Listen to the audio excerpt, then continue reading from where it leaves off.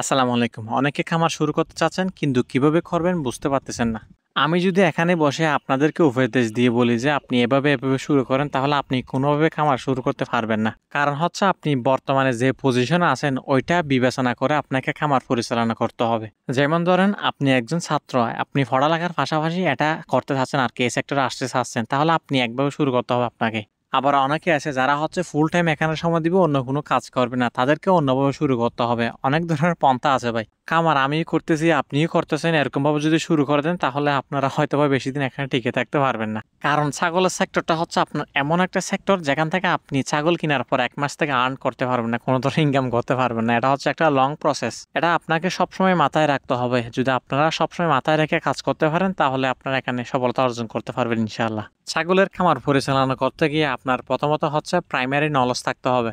অনেকে মনে করে যে ২০ থেকে ৩০টা ছাগল কিনবো, একটা ছেলে রাখবো, পাশাপাশি একটা পরিচিত ডাক্তারকে সবসময় রাখবো আরকি। এভাবে কোনোভাবে ছাগল খামার হয় না ভাই। প্রথমত আপনাকে তো আমি বলছিলামই এখান থেকে ১ বছর আগে কোনোভাবে টাকা বের করা কোনোভাবে সম্ভব নয়। যদি ফেটেনিং করেন সেটা আলাদা বিষয়। ব্রিডিং খামারে আপনি এখান থেকে ১ বছর আগে কোনোভাবে প্রফিট করতে পারবেন না। এটা সবসময় আপনাকে মাথায় রাখতে হবে। যদি আপনার ছাগল পালনে প্রাইমারি নলেজ থাকে তাহলে আপনার কি সুযোগ সুবিধা হবে? দেখেন, প্রথমত হচ্ছে খাবার কস্টিং আপনি নিজে চাইলে কমিয়ে আনতে পারবেন। ছাগল পালনের সবচেয়ে বেশি টাকা অপচয় হয় হচ্ছে আপনার খাবার কস্টিং, দ্বিতীয়ত হচ্ছে আপনার ট্রিটমেন্ট যাবতীয় খরচ।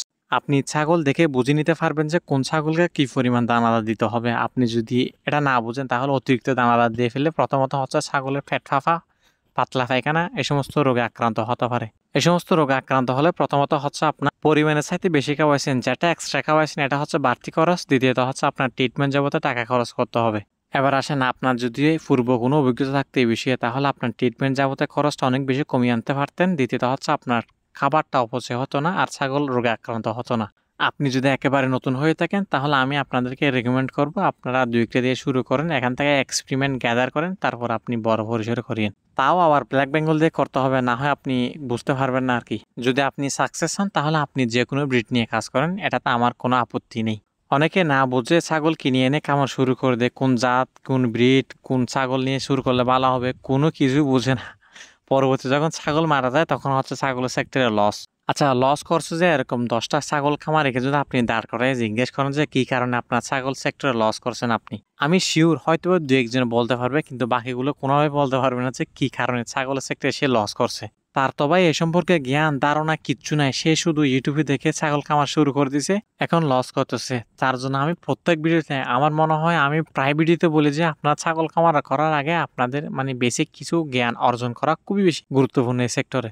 আমরা প্রায় সময় বলে থাকি যে ছাগল পালন করার ক্ষেত্রে প্রচুর পরিমাণ ধৈর্য থাকতে হবে। এটা যেমন সত্য, এটার পিছনে আরেকটা সত্য আছে, সেটা হচ্ছে যতই বিরক্ত লাগুক না কেন ছোট ছোট বাচ্চাগুলো দেখলে আপনার এক্সট্রা একটা ভালো লাগা কাজ করবে। দিন শেষে আপনার ছাগলগুলো যদি খেয়ে দিয়ে খামার মধ্যে সুস্থ থাকে আপনার একটা এক্সট্রা ভালো লাগা কাজ করবে। ছাগলগুলো সুস্থ সবল থাকলে ভালো মতো প্রোডাকশন দিলে কি পরিমাণ যে ভালো লাগে একজন আদর্শ খামারি ছাড়া আমি মনে করি কেউ এই কথাটা বুঝতে পারবে না। আজকে একটা মজার বিষয় হয়েছে, আজকে তো প্রচুর পরিমাণ রোদ। আমি সকাল সকাল ছাগলগুলোকে ছেড়ে দিয়ে আমি চলে আসলাম আর কি।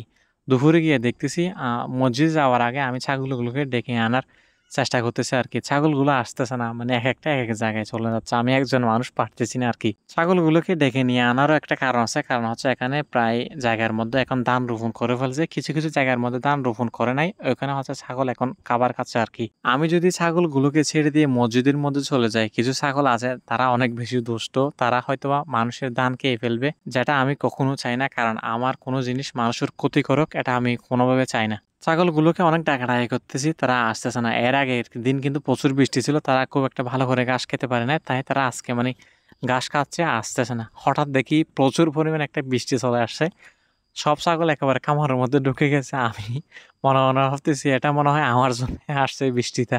এটা একটা ভালো লাগে কাজ করছে, এটা জাস্ট শেয়ার করছে আপনাদের একটু বোঝানোর জন্য আর কি। ছাগল খামার শুরু করার আগে পর্যাপ্ত পরিমাণ গাছের ব্যবস্থা করবেন, না হয় আপনারা ফিট খাওয়ায় কোনোভাবে এখানে কস্টিং পোষাতে পারবেন না।